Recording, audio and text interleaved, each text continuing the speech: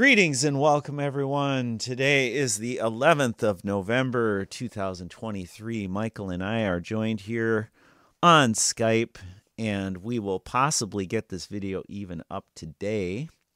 And we are going to touch on a topic that we have wanted to touch on for years, actually. And this is a term. It's called Ultramontanism. And it has to do with the Ultramontane. And the Ultramontane are those that we are going to learn about in the reading. So I want to welcome everyone that is within the listening vicinity of the Brett Norman YouTube channel and Michael's channel as well, MK2000. Was it, Michael? MK 2007, but I think that I have to come up with a separate or different title because nobody can. No worries, no worries, Michael. It is what it is, and you had started your channel on the premise of more music oriented things, I assume, right? Yes, I did some extended mixes of stuff, and then later on I was just torn into all this biblical research, and I just then met Jörg and you and so many other people and Daryl, and yeah, so the channel remains at that name, but now I'm invited on your channel, and I'm not doing my script, but we are doing something that is just heavy on your heart for weeks or months. Or years, yeah. For years, and it's a good thing. But first, let me please apologize because we have thought about to make the session today because I'm not too lazy, but I'm really occupied at the moment. Yeah, because you may as well tell everyone that you're doing German recordings of Bruce Lee now and putting them up on your channel, and that we're going to delay the Bruce Lee sessions for a couple weeks, I think, until we get caught up with your German sessions, so Michael can have them come out at the same pace. So we're just going to do some current topics and actually historical topics in the meantime. And Ultramontanism is something that actually makes a lot of sense, but is way under the radar, and I think something that most people would find very boring, Michael. Just bored to death. Well, do I have to learn? This is too much information. I don't need to know this. Well, I'm sorry, but you do need to know this because politics revolves around Catholicism. What is Catholicism? It's the universal aspect of life. Okay? It's kind of like paganism, okay? Because paganism is just universal. I mean, you're born into paganism. You become pagan unless you find Christ and become born again, or you find a different religion. But, this is the natural state of the world. And we're told that, the universe is millions, possibly billions of years old, and you'll never know for sure. But the Bible simply says the genealogy that preceded Jesus Christ. And when you add it all up, you're looking at about 6,000 years. And quite frankly, Michael, I like simplicity, and I like to simplify things. And if I'm a Bible believer, I'm going that route. Go ahead. Yes, you were going to say something. Yeah, first of all, let me just tell you that these Bruce Lee sessions only will be postponed for a fortnight, so for 14 days. Correct, yeah. Yeah, so that's not that much, and we will provide you with a trailer also. So we will be in full esteem in 14 days because I have prepared more than 30 videos in English. I have to prepare 30 more videos in German, and there is also a bonus of several sessions when it comes down to American history of more than 20 sessions, so you can't imagine that you will have a fresh new session every week until then to summer 2024, as long as we can do this on this YouTube platform. Then you will have that broad picture. I think that you will never ask for any more sessions again. That I will really like to promise, or really like to foresee all the things that we not have to talk about it anymore, because then everything is totally clear that it's all being controlled. But going back here to Ultramontanism, I think, first of all, it's very key to have that understanding what Ultramontanism actually is. And I do not know if this provides a small or a very comprehensible explanation, because I have looked it up on Wikipedia. Would you like to take over then? Yeah.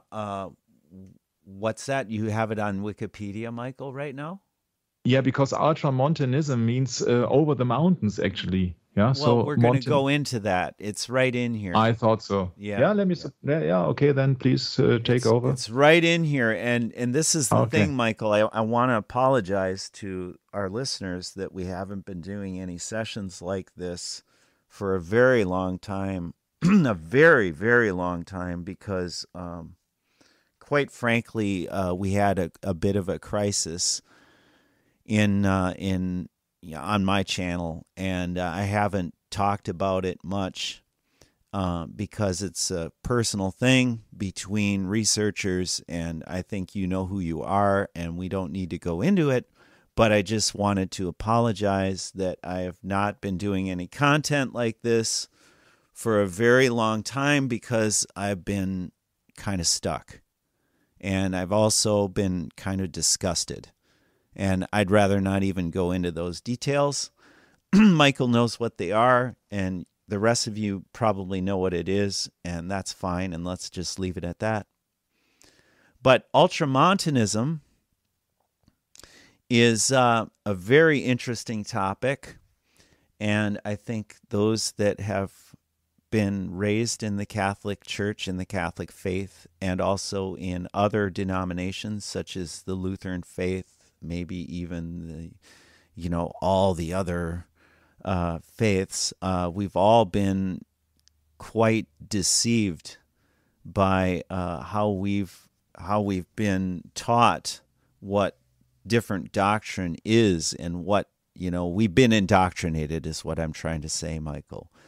And it hurts a lot to find out that you've been lied to in this way, and it's a painful process of trying to rebuild simplicity and gain an understanding. And I want to apologize to those researchers out there that I may have offended in the past. And, whether you accept or deny the apology is your choice. But the thing of it is that I think we can move on from there and know that we've all been suffering in some form with our own ignorance and our own shortcomings, and basically comes down to this, that we're not supposed to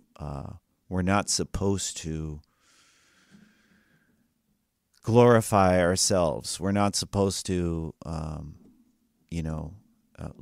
trust in the Lord with all thine heart, and lean not unto thine own understanding. And I've held that for a long time, and the way I understand that is that we might have a different viewpoint today than we did yesterday. And you see, we're like people walking across a river on slippery rocks, and sometimes we slip on the rock and fall into the water, and we get wet, and it's cold and painful. So hey, I'm no different than anyone else here. There is no hierarchy as far as I'm concerned. We're all on the same level. So that's that. And let's move on. The topic is Ultramontanism. And I'm going to just start reading, Michael. And when you have a comment, just come in and say comment. Okay. And is there anything you'd like to say before we continue with what I No, I just want you to be in the flow. So please continue. All right. So Ultramontanism, of course, it's Latin. Ultra, beyond. It's, of course, well, I'm not even going to try and read Latin because I'll fumble all over the place. The mountains, yes, beyond the mountains. The name given to a certain school of opinion. Oh, interesting. Here comes dogma. Opinion is dogma. In the Roman Catholic Church. The expression Ultramontane was originally no more than a term of locality, characterizing the persons so described as living or derived from, quote, beyond the mountains, unquote. The quote-unquote mountains in this case are the Alps. So that, from the Italian standpoint, Germans and French, for instance, were ultramontane. In the sense, the word was applied in the latter Middle Ages to the Germans studying at the Italian universities, and to take particular example to the French cardinals at the election of Clement V in 1305. North of the Alps, however, the term seems never to have been restricted to the sense implying locality, for from the very beginning we find it used as a party appellation to describe those who looked, quote unquote, beyond the mountains in order to obtain lead from Rome, who represented the papal point of view and supported the papal policy.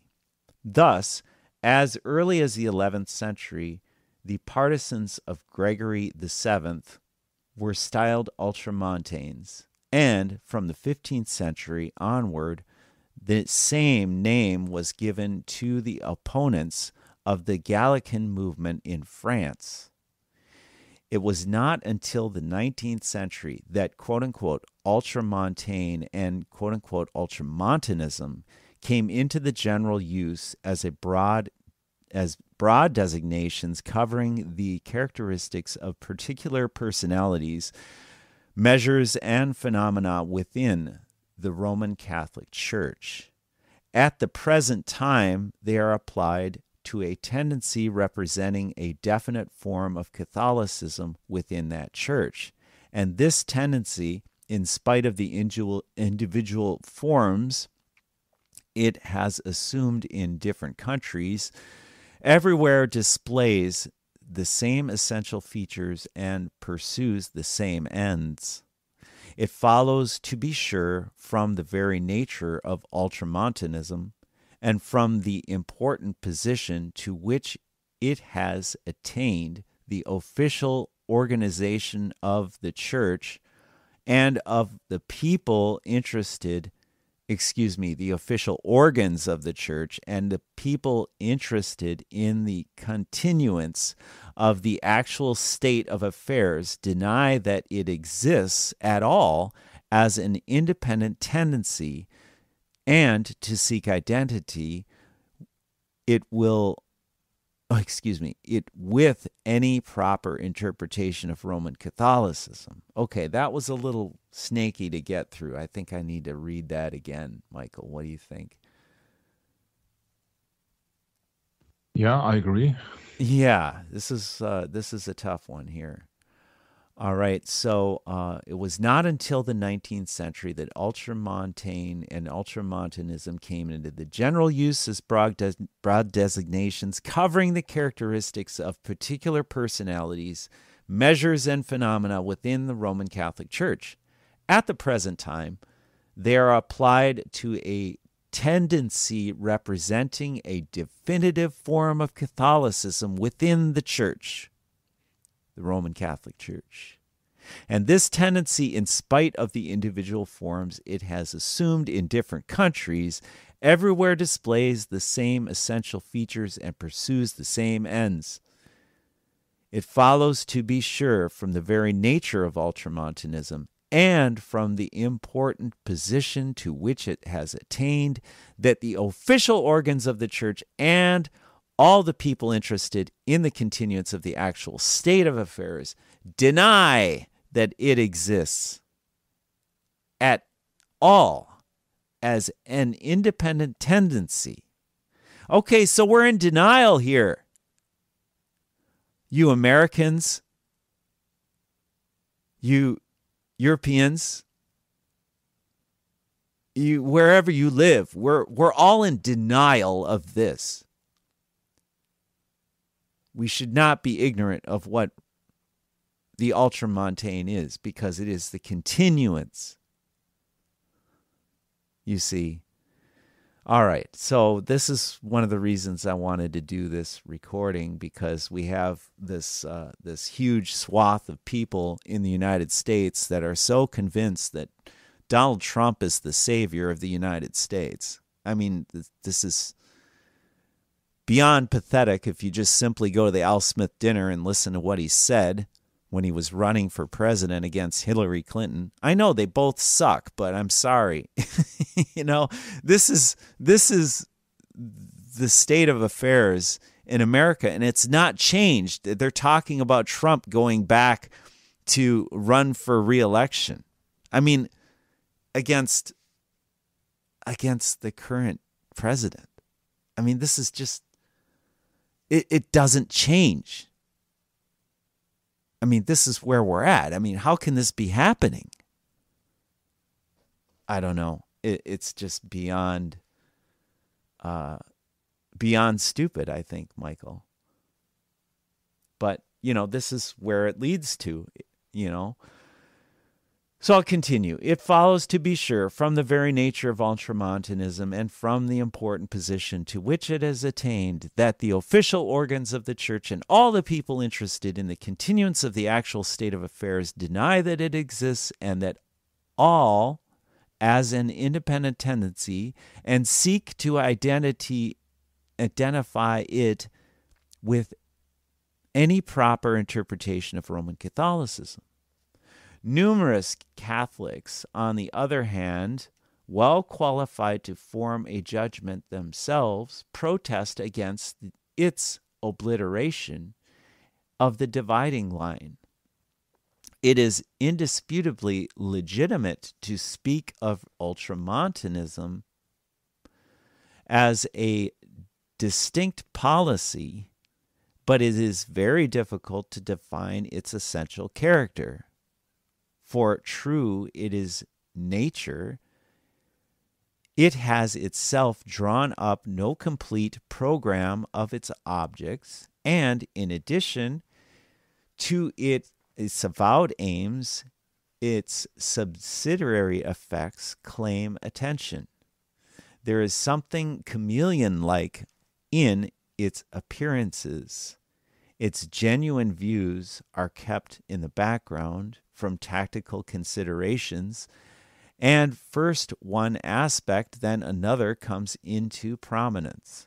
It is evident, therefore, that the request for a definition of Ultramontanism cannot be answered with a concise formula, but that a varied character of its manifestations necessitates a more detailed examination of its particular objects.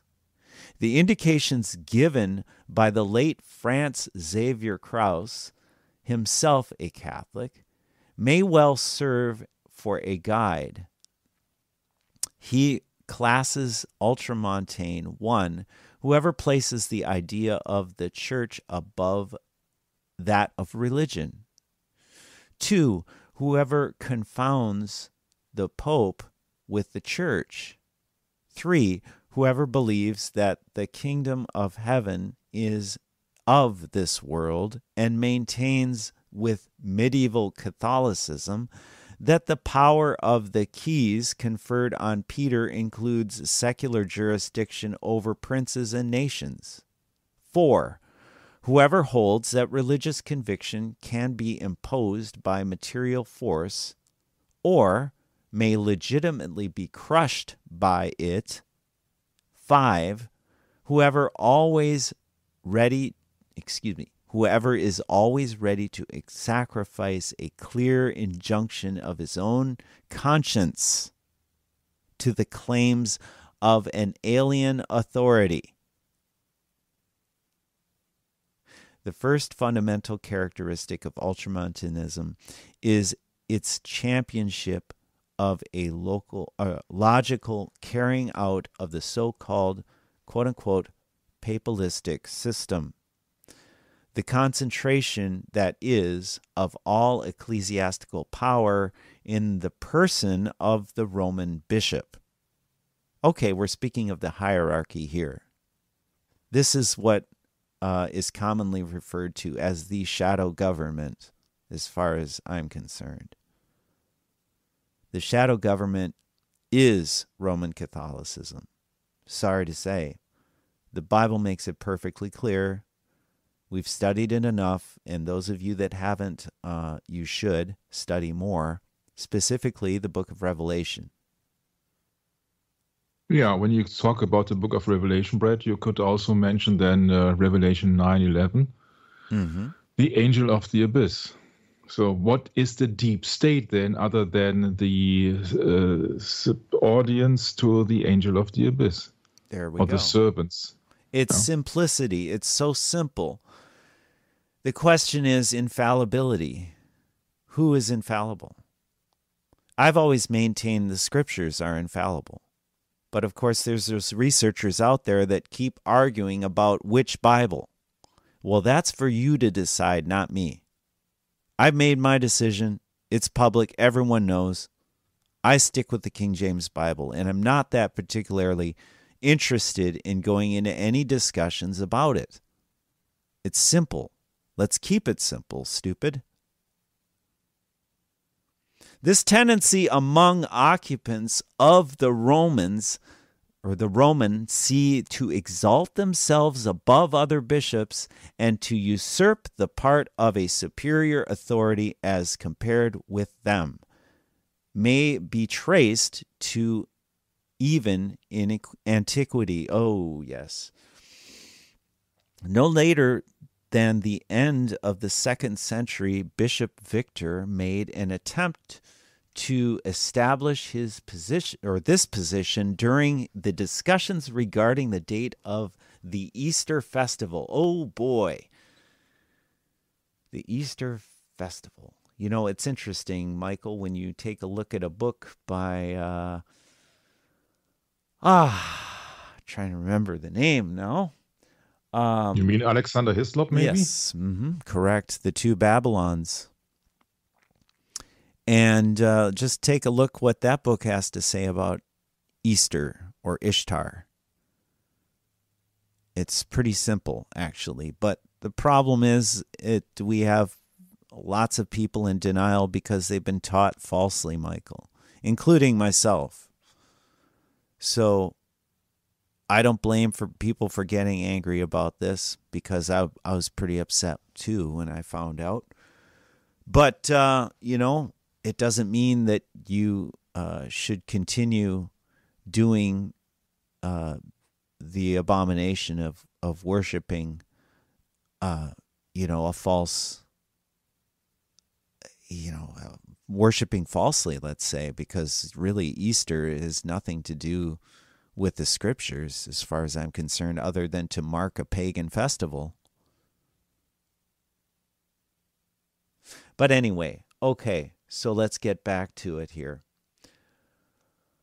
No later than the end of the 2nd century, Bishop Victor made an attempt to establish this position during the discussions regarding the date of the Easter festival, but he met with a sharp rebuff, and Bishop Stephen fared no better when, in the middle of the 3rd century, he came into collision with the Cyprian of Carthage and Firmilian of Caesarea in the dispute concerning heretical baptism. How the Roman bishopric rose in status till it became the papacy, how the individual popes, in spite of these and similar repulses, advanced steadily on their path, how they succeeded in founding their primacy within the church and in reestablishing and maintaining that primacy notwithstanding severe defeats and long periods in which their prestige sank to the vanishing point.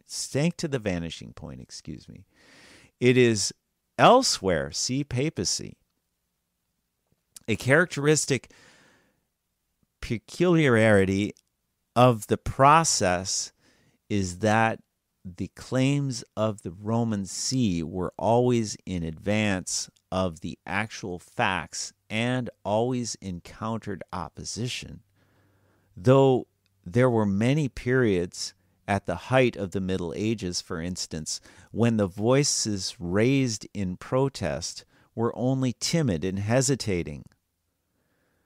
To the curial system, so evolved and continually fortifying its position in the domains of theology, ecclesiastical law, and politics. Yes, read that right, theology, which is mainly philosophy, not the Bible. Ecclesiastical law and politics, the episcopal system stands in diametric opposition. This system admits that the Pope represents the unity of the Church and acknowledges his primacy, but only in the sense that he is primus inter pares. Oh boy, more Latin.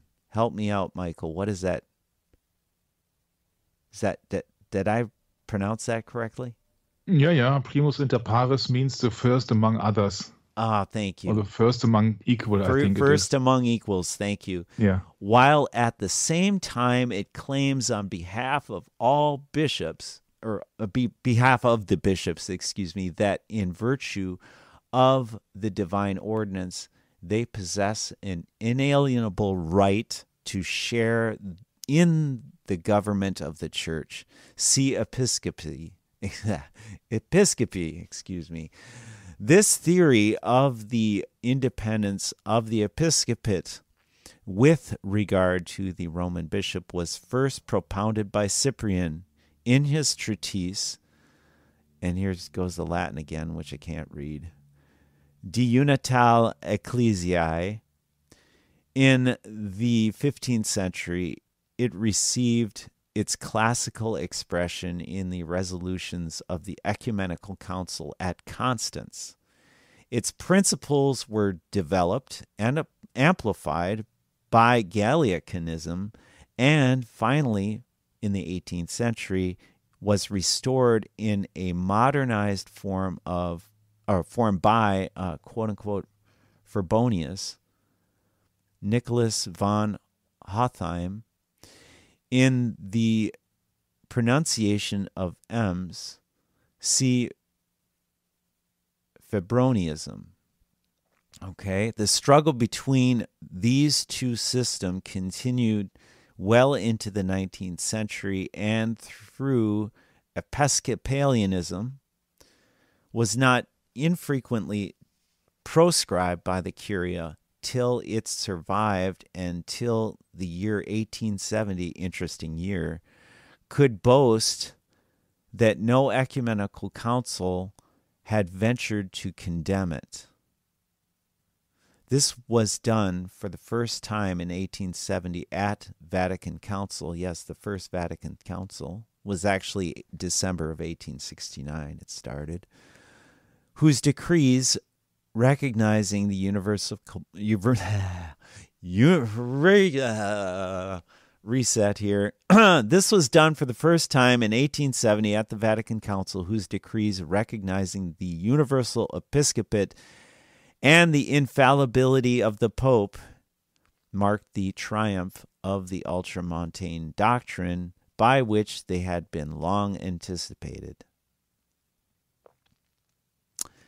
Yes, in 1865, Dollinger wrote, quote, "The Ultramontane view can be summarized in a single concise and luminous proposition, but out of this proposition are evolved a doctrine and a view that embrace not merely religion and the church, but science and the state, politics, morals, and the social order, in a word, the whole intellectual life of men and nations.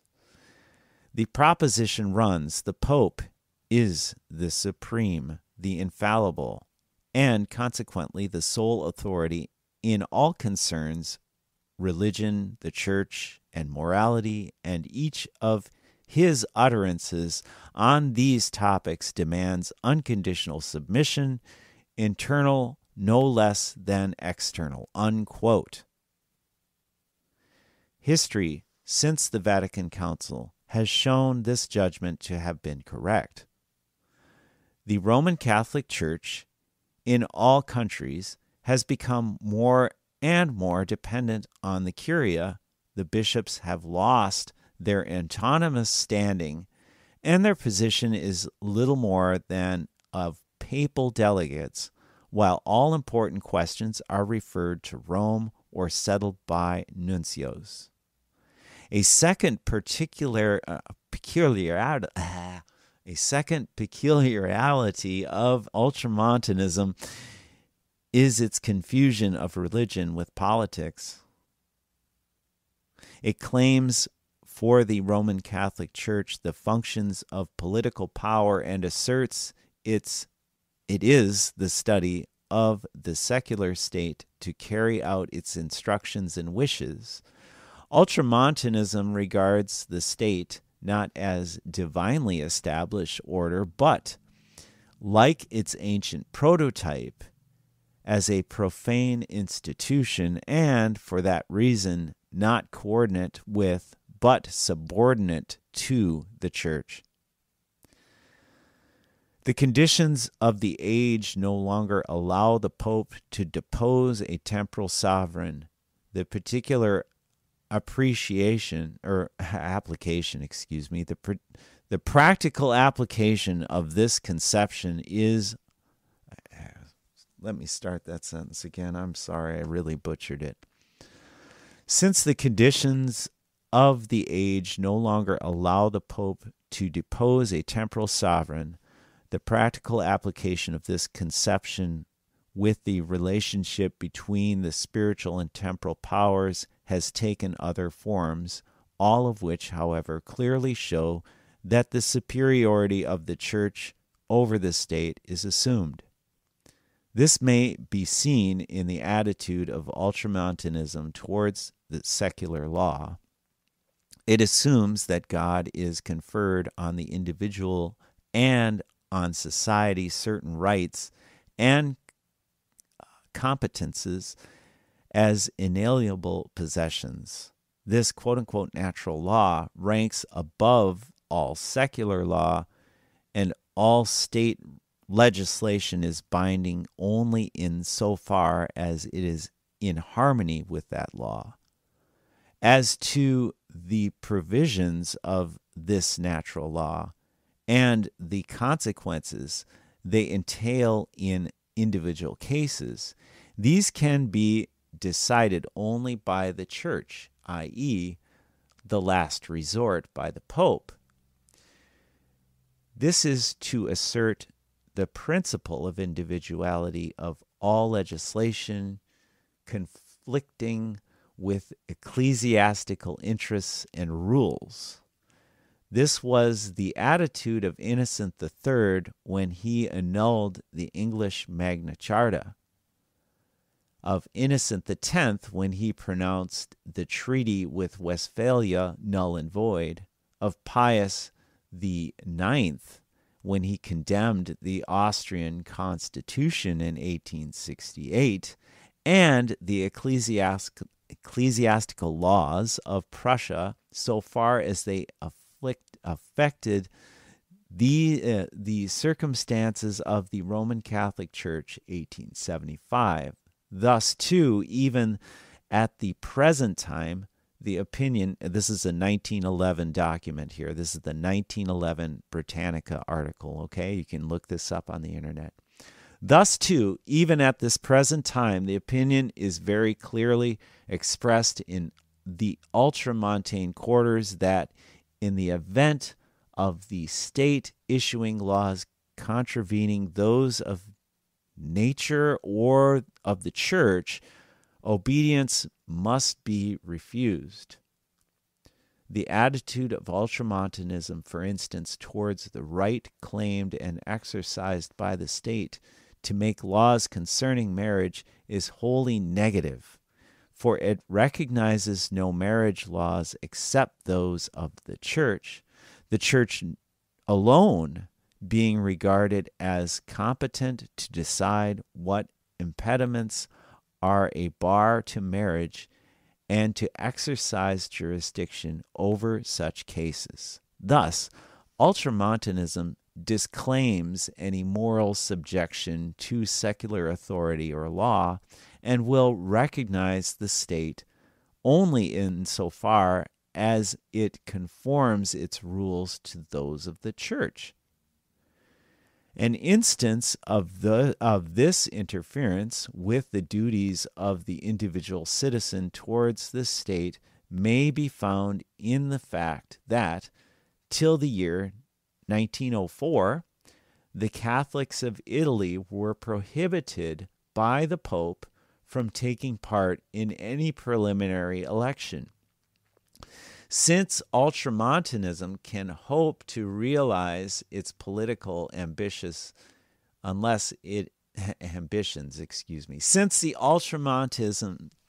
since Ultramontanism cannot hope to realize its political ambitions unless it succeeds in controlling the intellectual and religious life of Catholic Christendom, it attempts to extend its sphere of influence in all directions over culture, science, education, literature, and the forms taken by devotion. Bam! Michael, what do you think of that statement? Yeah, you see that I was totally awake when you were just reading science, of course. Yeah. Yeah. Yeah. Yeah. In other words, this is just a Jesuitical ratio studiorum. Yeah, right. Ratio. Exactly. Ratio. Yeah, it's I think ratio studiorum means judgment, study of judgment, is it? I would have to look it up because I'm not sure so that's what it is. Yeah. familiar with the Latin. Well, it was Alberto Rivera who said that the language of Latin is the language of the Antichrist, and I believe that to be 100% correct. So the Latin translation into English would be plan of studies. Okay, plan of studies. Okay. All right, so you can never use a translator online, it seems, and get the same result with Latin. It's always there are several possibilities. If you would like to just simply translate ratio, then it could be a relationship, proportion, affair, and it could also mean the key, the wrench, the code, the spanner. Yeah, so there are several explanations possible. So that is, of course, another hint that there are several means to an end. Oh, yes. So it's a little complicated. See, it's like a big puzzle we're looking at here. So you decide. Actually, I would translate it as the order. The order of study, how to study. Thank you. That makes a lot more sense. Thank you for that. All right, so let's continue. This endeavor is the third characteristic. Excuse me, let's go back. Beginning of the paragraph. Since Ultramontanism cannot hope to realize its political ambitions unless it succeeds in controlling the intellectual and religious life of Catholic Christendom, it attempts to extend its sphere of influence in all directions over culture, science, education, literature, and the forms taken by devotion. This endeavor is the third great characteristic of Ultramontanism. Wherever its operations can be traced, they are dominated by the conviction that all strings of independence must be represented, and any advance beyond the stage of immaturity, and nonage checked at the outset.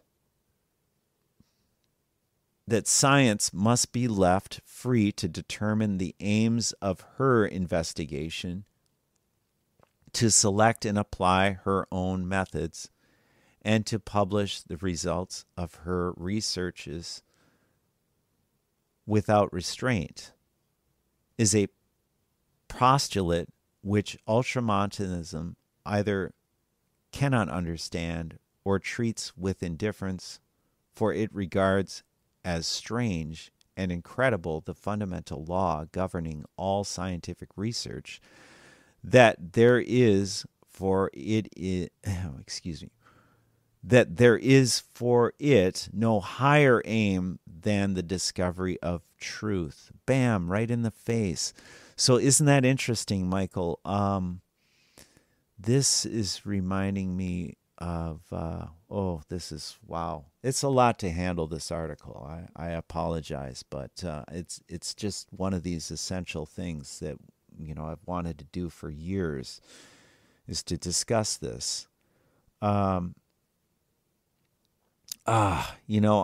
problem is I'm a little dehydrated right now. I need to take a little break and get some water.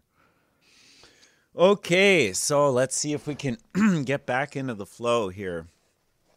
I'm going to go back a paragraph here. Mm-hmm. We'll start this one over. Okay. All right. Since Ultramontanism cannot hope to realize its political ambitions unless it succeeds in controlling the intellectual and religious life of Catholic Christendom, it attempts to extend its sphere of influence in all directions over culture, science, education, literature, and in the forms taken by devotion. This endeavor is the third great characteristic of Ultramontanism. Wherever its operations actually can be traced, they are dominated by the conviction that all things of independence must be repressed, and any advance beyond the stage of immaturity and nonage checked at the outset. That science must be left free to determine the aims of her investigation, to select and apply her own methods, and to publish the results of her researches without restraint, is postulate which Ultramontanism either cannot understand or treats with indifference, for it regards as strange and incredible? Yeah, strange and incredible, the fundamental law governing all scientific research, that there is for it no higher aim than the discovery of the truth. Now, what I forgot to comment last time, Michael, was that isn't it interesting how it's speaking in feminine form of the church here? That happens in the book of Revelation, where you have the woman drunken with the blood of the saints and the martyrs of Jesus. And I highly recommend, if no one's read Revelation 17 and 18, that you do so now. And you'll see that this is applying that principle. Okay, and we continue. This ignorance of the very nature of science leads to underestimation of the elemental force which science possesses.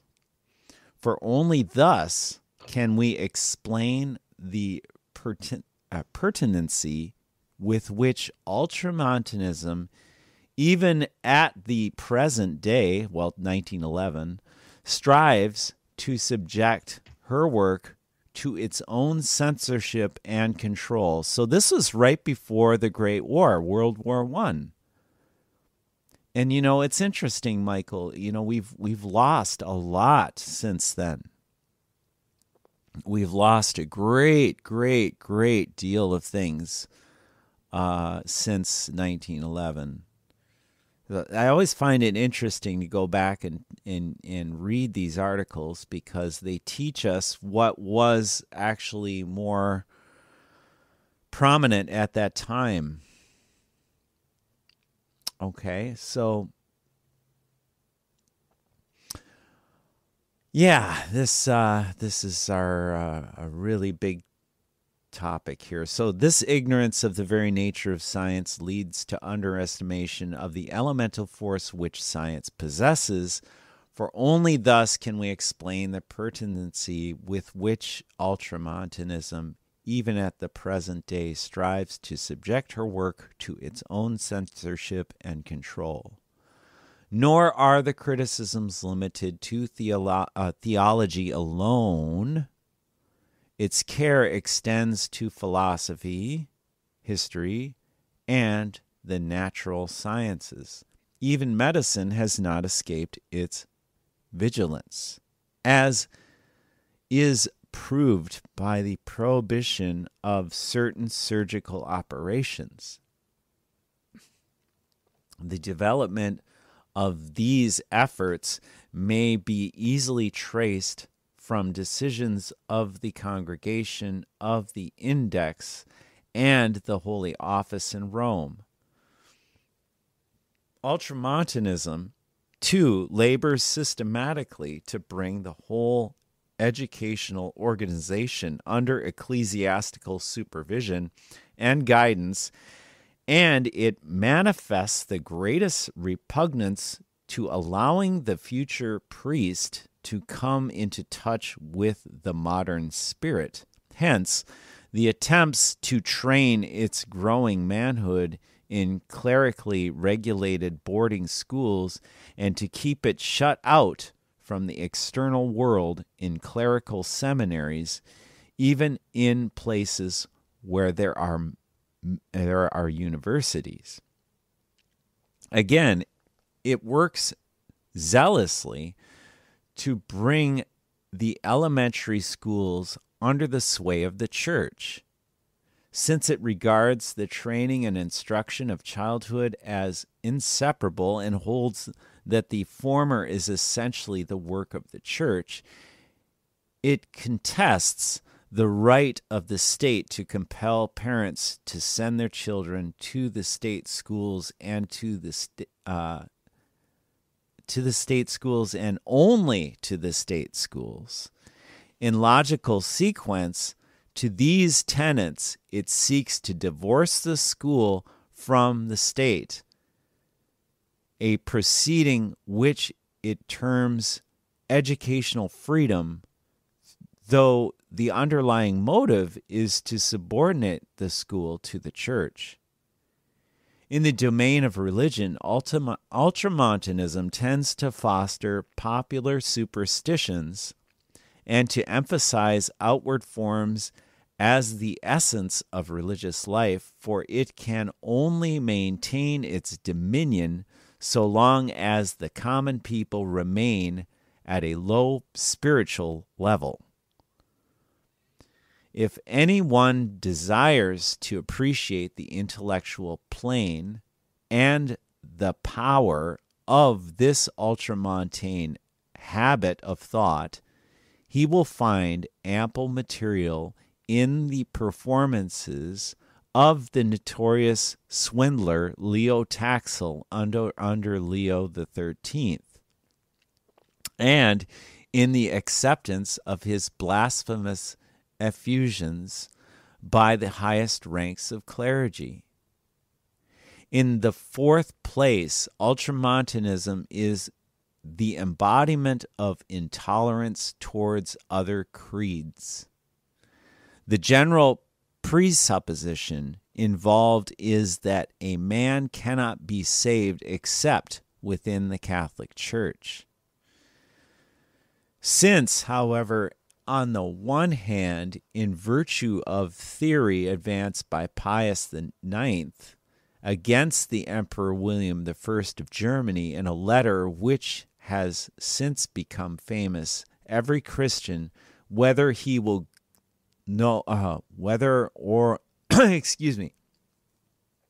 whether he will or no, belongs to that church by baptism and is consequently pledged to obey her. And on the other hand, since the state lies under the obligation to place the quote-unquote secular arm at her disposal whenever one of her members wishes to succeed, the most far-reaching consequences result. In the past, this principle led to the erection of the Inquisition, and even at the present day, there exists in the Curia a special congregation charged with its application. See Curia Romana. On the Roman Catholic side, the employment of compulsion against heretics has never been acknowledged as a blunder. And this method of silencing opposition has found champions in the bosom of the Church down to the most recent years. But the development of modern culture has rendered these exploits of an unbridled fanaticism impossible, and no government would consent to enforce the once obligatory sentences of ecclesiastical courts. As a result of this situation, the Catholic condemnation of heresy, though as stringent as ever, in principle, has assumed less dangerous forms for the heretic. Nevertheless, it provided capable, even in the 19th century, of imposing onerous restrictions on the heretic. Excuse me. Nevertheless, it proved capable, even in the 19th century, of imposing erroneous restrictions on the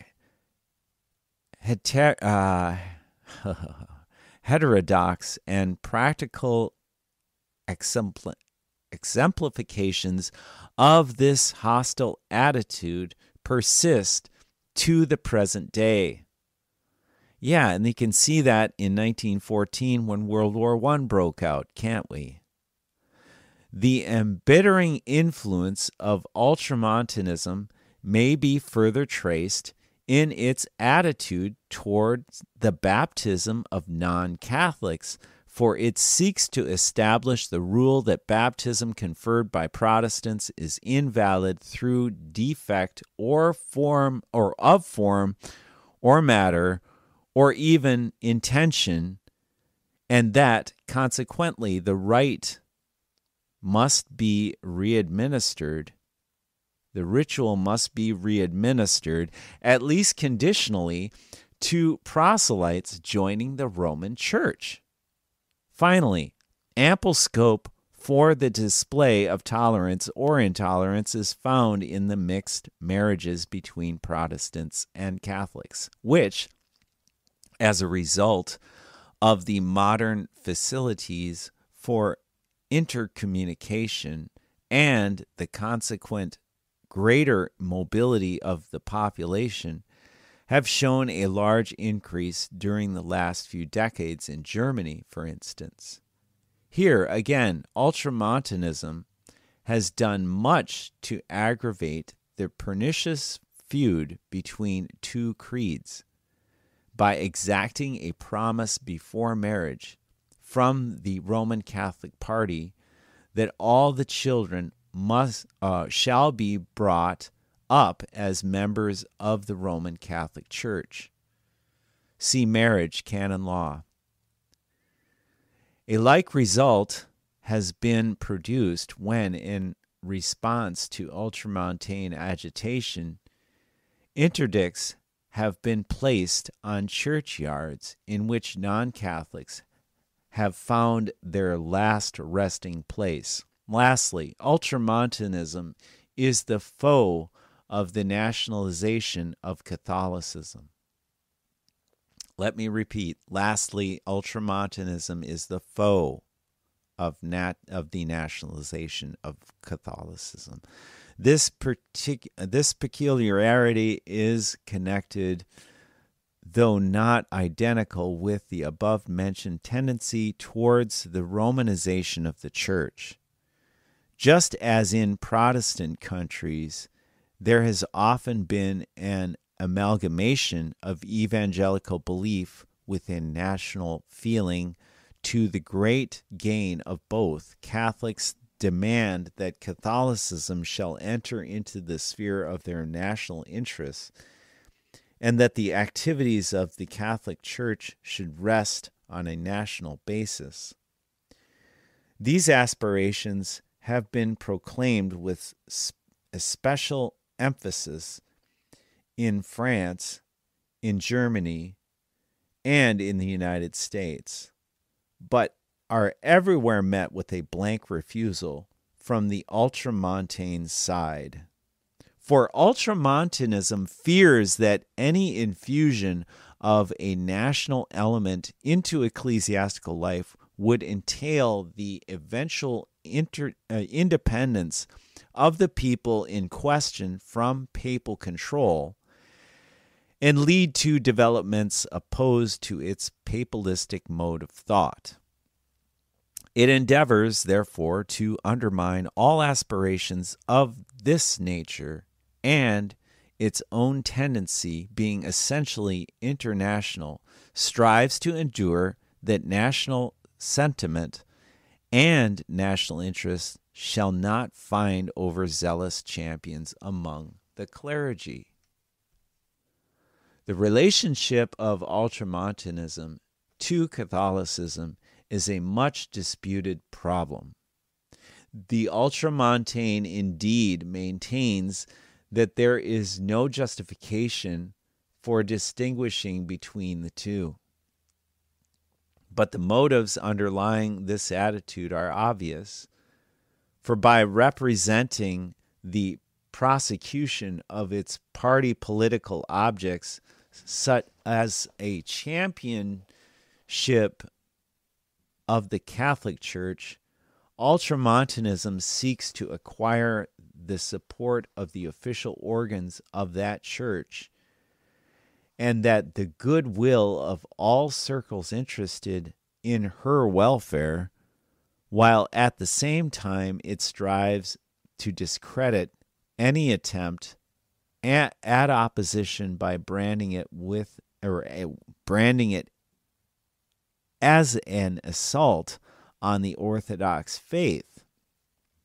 But even within the pale of the Roman Church, this identification provokes emphatic dissent and is repudiated by all who are shocked by the effects of one-sided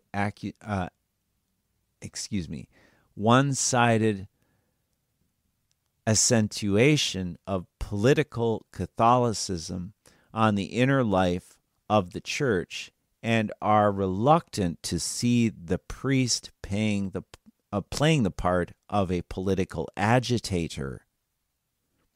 It was on these grounds that Count May, in January 1904, proposed in the chamber of Bavarian Reichstag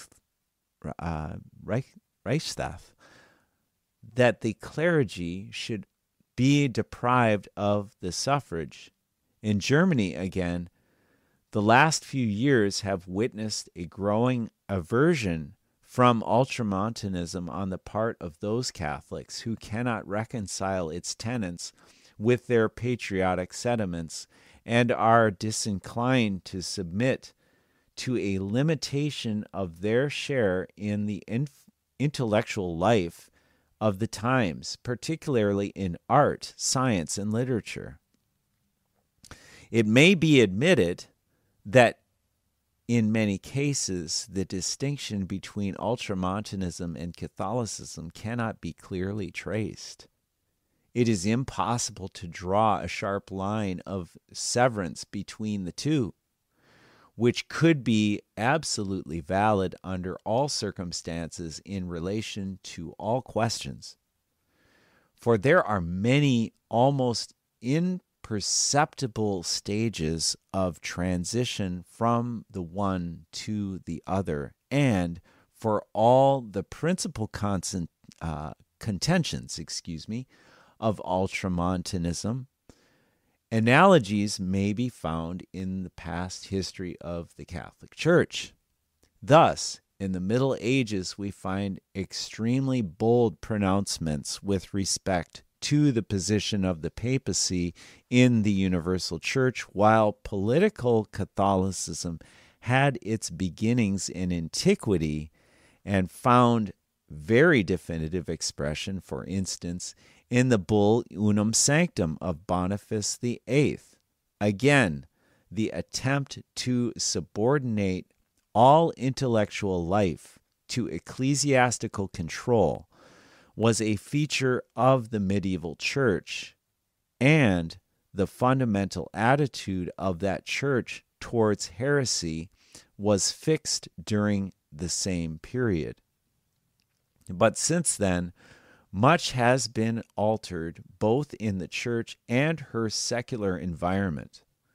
The state has become independent of the church, legislates on its own sole authority, and has recognized as failing within its own proper sphere the civilizing agencies and social questions formerly reserved for the church. Again, education, science, art, and literature have been secularized. The printing press carries knowledge into every house. The number of illiterates diminishes from year to year in every civilized country, and the clergy are no longer the exclusive propagators of culture, but merely one factor among hundreds of others. Finally, the Roman Catholic Church has long forfeited the privileged position formerly accorded as her due. The days when she was the Christian church are past, and now the civic rights of a man in a modern state are not curtailed through, although he may neglect existence of such any duty. The struggle for religious freedom has suffered no intermission since the beginning of the Reformation. And the result is that today, 1911, its recognition is considered one of the most precious trophies won in the evolution of modern civilization. Nor can these changes be reversed, for they stand in the closest connection and reciprocity one with another, and represent the fruits of centuries of co-cooperation on the part of the European peoples.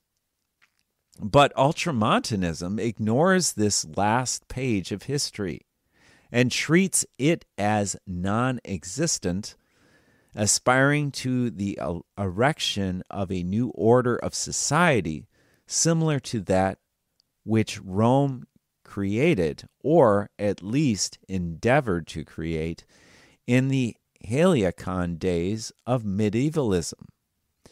For the justification of this enterprise, it is considered sufficient to point out that several elements of its program once enjoyed validity within the church.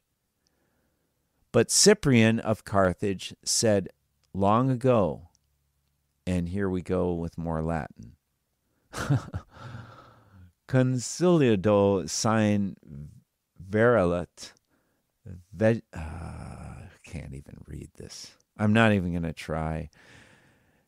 And the bar of the fact of previous existence is no argument for the reintroduction of obsolete and antiquated institutions and theories, but under the guise of a restoration on conservative lines. Ultramontanism, notwithstanding the totality different conditions which now obtain, girds itself to the work for an ideal of religion and culture in vogue during the Middle Ages, and at the same time holds itself justified in adopting the extreme point of view with respect to all questions which have been mentioned.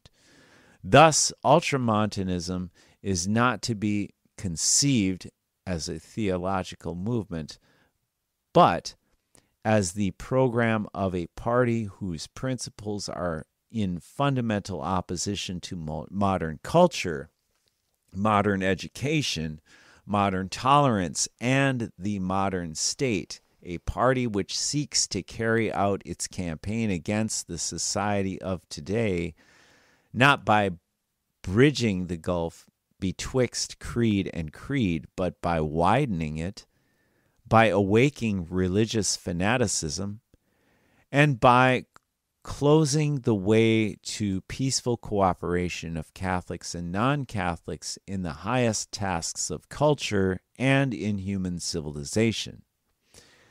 The hierophants of the Ultramontane system are to be found in the Society of Jesus. See Jesuits. In fact, the term Jesuitical and Ultramontane may, in numerous cases, be regarded as equivalent. The origin of Ultramontanism is preceded as conditioned by the collapse of Catholicism in the period of the French Revolution.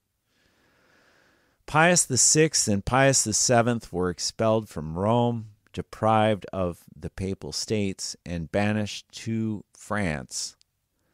In that country, the Church almost completely lost her possessions. In Germany, they were at least considerably curtailed. In both, the hierarchical organization was shattered. Excuse me. While the Catholic laity surveyed the catastrophe in complete passivity. But from this severe fall, the Roman Church recovered with its comparative readiness, and the upward movement is contemporaneous with the rise of Ultramontanism. The birth of that system, however, cannot be fixed as a definite event by the day and the hour, nor was it created by any single personality. Rather, it was the product of the first post-revolutionary generation. Neither is it merely fortuitous that the reaction proceeded from France itself, for in no other country had hostility to religion attained such a pitch or assumed such grotesque forms, and consequently in no other country did the yearning for religion manifest itself so unequivocally, when bitter experience had demonstrated the necessity of a return to law and order. And in the other states, and in the other states of Europe, there existed more or less a similar desire for peace and an equally dread of a fresh outbreak of revolutionary violence. In contrast to the struggle for an ideal freedom, which was at first hailed with tempestuous delight, only to reveal itself as a dangerous tyranny, men became conscious of the need for a firmly established authority in the reconstruction of society. After the violent upheaval in the political world during the last few decades, the existent of, as such, increased in value, and the high estimation in which the old regime was now led to a policy of restoration. At the same time, the repression of idealism and sentiment during the period of quote-unquote illumination was amply revenged at the barren age of the reason gave place to Romanticism. These tendencies, in contemporary opinion, favored the renovation of the Roman Catholic Church. But the papacy signalized its reinstallation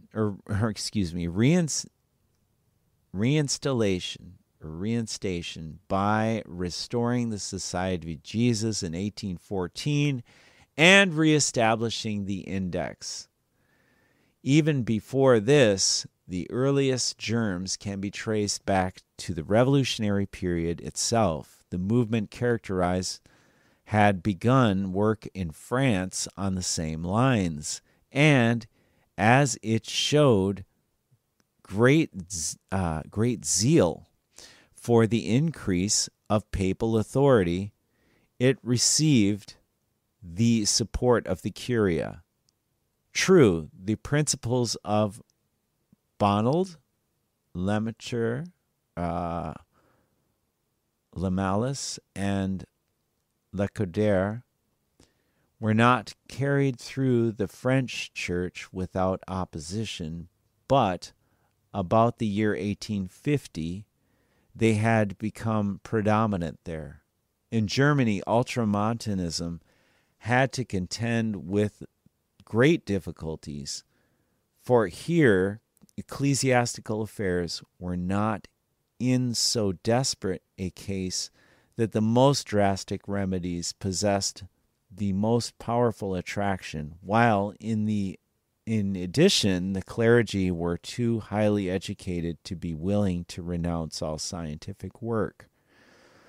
The result was that a series of violent struggles took place between the old Catholicism and the new Ultramontane species, and it lists Hermes, Bader, and Dollinger, etc.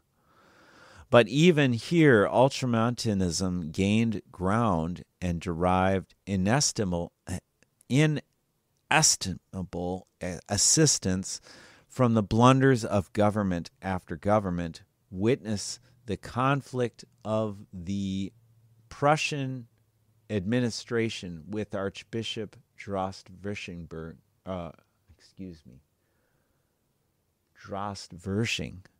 of Cologne, 1837. Additional impetus was also lent by the revolution of 1848. The growth of Jesuitical influence at Rome, more especially after the return of Pius IX from exile, implied a more definite protection of Ultramontanism by the papacy. The proclamation of the dogma of the Immaculate Conception in 1854 was more than the decision of an old vexed theological problem.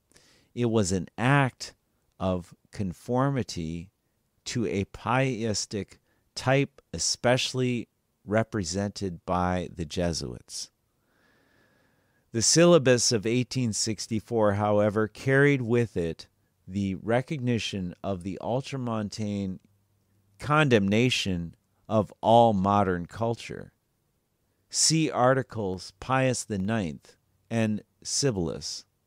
Finally, in the Vatican Council, the Jesuits saw another of their favorite theories, that the papal infallibility elevated to the status of a dogma of the Church, see Vatican Council, and infallibility.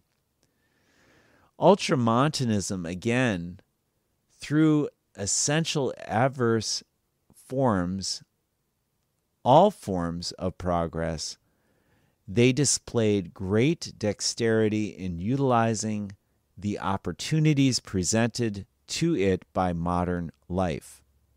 Where it appeared advisable, it had formed itself into a political party, as for instance the Center Party in Germany.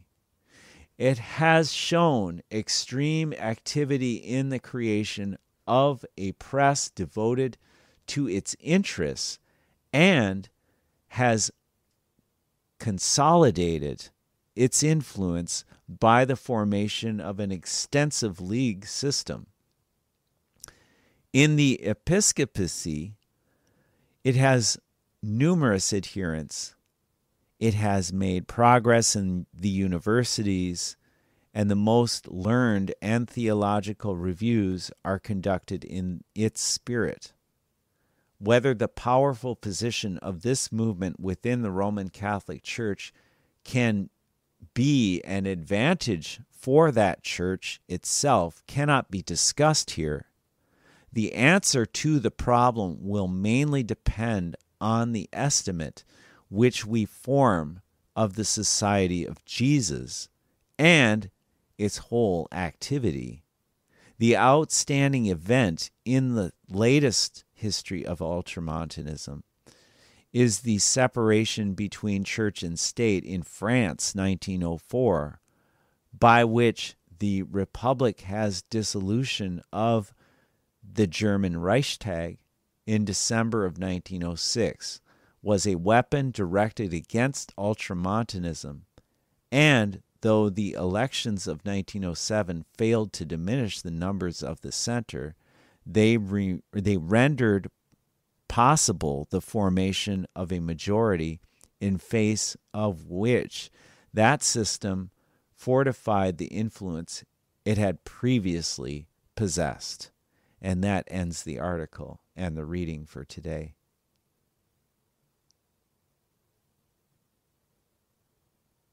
Yeah, thank you, Brett. I didn't want to interrupt you, but when you told the audience and me that this Ultramontanism is a kind of Jesuitism, I can regard you to the official Wikipedia article of Ultramontanism in English, and they claim that from the 17th century, Ultramontanism became closely associated with the Jesuits. And they claim also a source, a book from a certain Klaus Unterburger, Religion Past and Present, from the year 2006, which is quite recent compared to 1911, I think. Yeah. So I don't think that is a big secret, but I think that the people generally would underestimate the influence of the church and state, or the deep state. So I think that people would underestimate it, but in the regard of that article, Ultramontanism, when it comes down to the infallibility, what is it in English? Infallibility of the Pope, yeah. Yeah, in 1870 with the First Vatican Council, that makes totally sense. That is just the precursor to the Second Vatican Council. And not only this, but that also they really rule from the Jesuitical standpoint of ratio studiorum, together with the infiltration in all the politicians and science and all the fields. They just rule the state from within, so the deep state. So it actually, all these politicians, as we know, these are just puppets on a string. These are actors. But that article points it out that it is just a Jesuitical method of just influencing the entire world. So that it is just the rule number one, that the Pope can't be criticized or can be argued with. Right. And so that is, of course, a poison to every so-called democracy. Yes, correct. Well, I found it interesting that this article was written in 1911, far before the decrees on the Inter Mirifica and Miranda Procels, which also reflect the same thing. That that the media should be controlled and owned by the papacy, and that's really the reality of it. And I think that maybe just everyone's just too ashamed to admit this is the last war. This is the great religious war that we are on the precipice of today. and that, we're going to have to endure some very rough times, very possibly in the near future. And that's something we should all consider, doing your due diligence and researching things out, you might come to a little bit different conclusion than everyone else. And, because these people are just excluding religion from everything, and you see that's the only purpose of these entire channels that we are running, together with other researchers and other Bible-believing Christians and Protestants, that these people would all the time, of course, will be blinded by all the television blah blah and gibberish. Right. Because they don't include religion in it, because they don't have any faith. So when they do not care about anything about the truth, the way and the life, what do you expect? That's right. That's right. Yep. Again, ignorance is not bliss in this case. Yeah, where do you read anything in the newspaper, in the articles, in any kind of social media, in smartphones or where else? Where do you read about Ultramontanism, is it? Yes, correct. Yes. No, you never ever hear about it. It's very rare that you ever hear the term. Or syllabus of errors. Where do you read anything about this? No. Or even the first Vatican Council, the people say, "Oh, don't know what happened there because it's 160 years ago, or 150 something." Sure. So, very, very long time ago. Yeah. So that's why I also thought about how to let people know what's going on. I will start a new series in German, which is simply called Advertisements, because you see in all the advertisements what they try to intend to tell you, to teach you, to how to behave. And it's the thing that they not tell you which is important, not the things that they point out. It's just the things that they leave out, or just they don't tell you on purpose. Right. So it's always the things that are hidden from the public eye, behind the curtain, under the veil, beyond the mountain. Ultramontanism. What you don't want to, what you don't need to know, what you should not know, what you should not care about, because you'd only care to work for the papacy. Mm-hmm. You only work for the papacy in the industrial countries. You just play the military for the entire world in the United States. So every country in the entire United Nations from the Vatican, they play a certain part in the entire chess game. Or would you like to point it out with the Jesuit Brzezinski, the grand chessboard? Yeah, that's right. Yeah. Mm-hmm. But it's not American geopolitical strategy, it's the Vatican's geopolitical strategy. Yeah, that's right.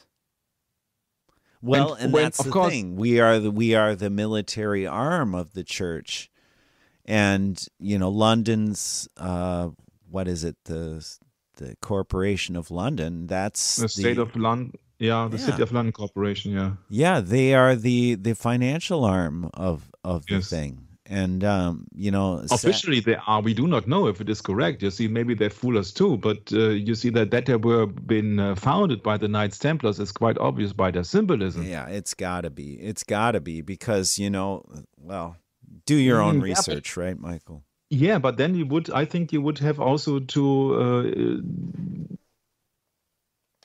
put the finger also to Switzerland, because Switzerland also had been founded by the Knights Templars, or the remains, and is a papal state, if you would like to say so, from the get-go. So I wouldn't underestimate Switzerland, because nobody talks about Switzerland when it comes down to world wars, when it comes down to financial aspects, apart a bit from the Third Reich gold. But I don't care, because they're just, in the end, you see, Brett, this is not important. Important is that the people know that the Bible is correct when the Bible states that there will be a beast system, a one world government. Right. Well, and there can't be any other solution than the papacy. That's what's going on. Clearly, it's more than obvious, and those that wish to ignore it are not going to, they're not going to be ready for what's coming then. So that's our job, is to be ready, Michael. We got to be ready for what's coming. We can't just kick back and enjoy when there's war on the horizon. It's a really serious life and death kind of event. And, I think if we're biblically sound, we can be in the best position possible. And that's really our goal, isn't it? To be, out there and communicating with others and not be afraid of what the Spirit is trying to tell us in these days through the Scriptures, through what's already been provided for us, because we know in advance, as believers, we know in advance what's coming. And those that don't have faith will see it, and they'll be like, well, why are they doing what they're doing? Well, we're doing what we do because we have faith. And we're telling you, if you don't have faith, you've got some problems to deal with, and you need to deal with them, and you need to repent of your sins, because the devil's got a hold on you. We don't like to see that. It would be great if it was easy. It's not easy. It's not easy to change your ways when you're old. It's hard. Maybe when you're a little younger, it's easier, and that's why, you need to sober up. That's the first thing. Sobriety is much, much, much more important, highly underrated, in my opinion. And, I've had my bout with my problems too. So, hey, we're all living through this experience together, and we need to communicate with one another once in a while, and I really believe that this whole idea of the hierarchy, it's all a part of this Roman Catholic faith, and if you can demolish that and start over again, and pray to God to bring you out of it, that's great. That's really what needs to happen, is that God needs to intervene and show you the way, because this corrupt way of working is not going to get you very far. It's just going to lead to death ultimately, So, I just think it's really important for those that are with Christ and with the gospel to get more active in reading and discussing the Scriptures, because they certainly apply today as much as they've ever applied. And so I've been wanting to get to doing these book readings and stuff, but, I just haven't. So it's really good to touch with you, Michael, on this today, I think, and just get this out on the internet and see how things go. But I really don't know what the future is going to bring, but it just looks really troubling at the moment. I got a call from Daryl Eberhardt today, and he was talking about this, on Veterans Day, 2023 today, and, they're talking about the draft here in America. And how absurd, that they draft people up to like 55 years old, and veterans would have to teach the youngsters how to fight. And but what do you expect when you're the military arm of this, conglomerate? And my question is, how is this going to pan out? I don't think it's going to go over very well. We'll see. But I don't know. I don't like to ignore what everyone's saying, but there's a lot of times when people get it wrong. These predictions can be way off. what is said and what is actually done. Those are two different things. So thanks for joining me, Michael. And I hope to catch up with everyone soon. God willing, we'll see you next time. Bye-bye.